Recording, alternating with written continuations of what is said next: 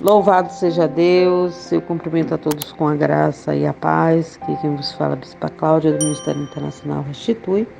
Hoje iremos dar continuidade ao livro de Atos, capítulo 10, versículo 1 em diante, que morava em Cesareia um homem de nome Cornélio, centurião da corte chamada italiana, piedoso e temente a Deus com toda a sua casa, e o que fazia muitas esmolas ao povo e de contínuo orava a Deus. Esse homem observou claramente durante uma visão, cerca da hora nona do dia, um anjo de Deus que se aproximou dele e lhes disse: Cornélio. Este, fixado nele os olhos e possuído de temor, perguntou: Que é, Senhor? E o anjo lhes disse: As tuas orações e as tuas esmolas subiram para a memória diante de Deus. Agora envia mensageiro a Jope e manda chamar Simão, que tem por sobrenome Pedro. Ele está hospedado com Simão, curtidor, cuja residência está situada à beira-mar. Logo que se retirou, o anjo que lhes falava chamou 2 dos seus domésticos e um soldado piedoso do que estavam ao seu serviço. Havendo-lhes contado tudo, enviou-lhe a Jope. No dia seguinte, indo eles de caminho e estando já perto da cidade, subiu Pedro ao eirado por volta da hora sexta, a fim de orar. Estando com fome, quis comer, mas enquanto lhes preparava a comida, sobreveio-lhes um êxtase. Então viu o céu aberto e descendo um objeto como se fosse um grande lençol, o qual era baixado à terra pelas 4 pontas, contendo toda a sorte de quadrúpedes, répteis da terra, aves do céu. E ouviu-se uma voz que se dirigia a ele: Levanta-te, Pedro, mata e come. Mas Pedro replicou: De modo nenhum, Senhor, porque jamais comi coisa alguma comum e imunda. Segunda vez a voz lhes falou: Ao que Deus purificou, não considere comum. Sucedeu isso por 3 vezes e logo aquele objeto foi recolhido ao céu.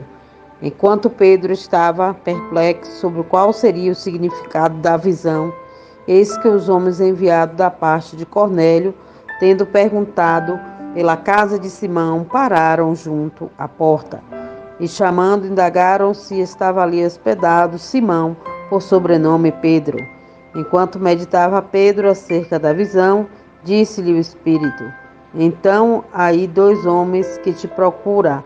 Levanta, pois, desce e vai com eles, nada duvidando, porque eu os enviei. E descendo Pedro para junto dos homens, disse: A que me tendes? Sou eu a quem buscai. A que viestes? Então disseram o centurião Cornélio, homem reto e temente a Deus, e tendo bom testemunho de toda a nação judaica, foi instruído por um santo anjo para chamar-te à sua casa e ouvir as tuas palavras. Pedro, pois, convidando-os a entrar, hospedou-os.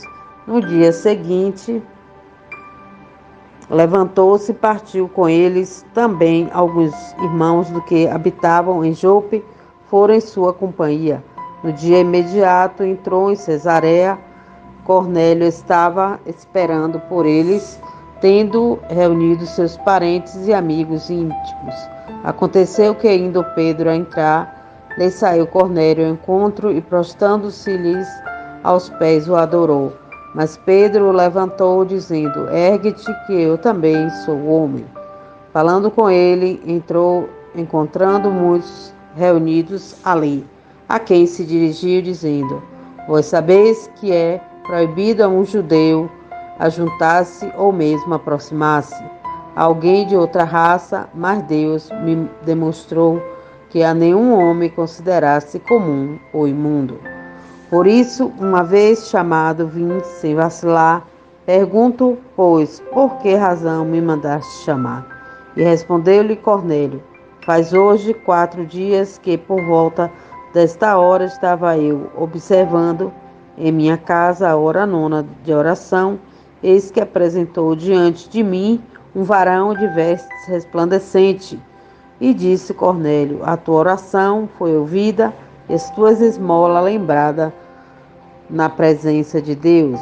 Manda, pois, alguém a Jope a chamar Simão, por sobrenome Pedro. Achaste ele hospedado em casa de Simão curtidor, à beira-mar. Portanto, sem demora, mandei chamar-te e fizeste bem em vir. Agora, pois, estamos todos aqui na presença de Deus, pronto para ouvir tudo o que te foi ordenado da parte do Senhor. Então falou Pedro, dizendo: reconheço por verdade que Deus não faz acepção de pessoas. Pelo contrário, em qualquer nação, aquele que teme e faz o que é justo lhe é aceitável. Essa é a palavra que Deus enviou aos filhos de Israel, anunciando o evangelho da paz por meio de Jesus Cristo. Esse é o Senhor de todos.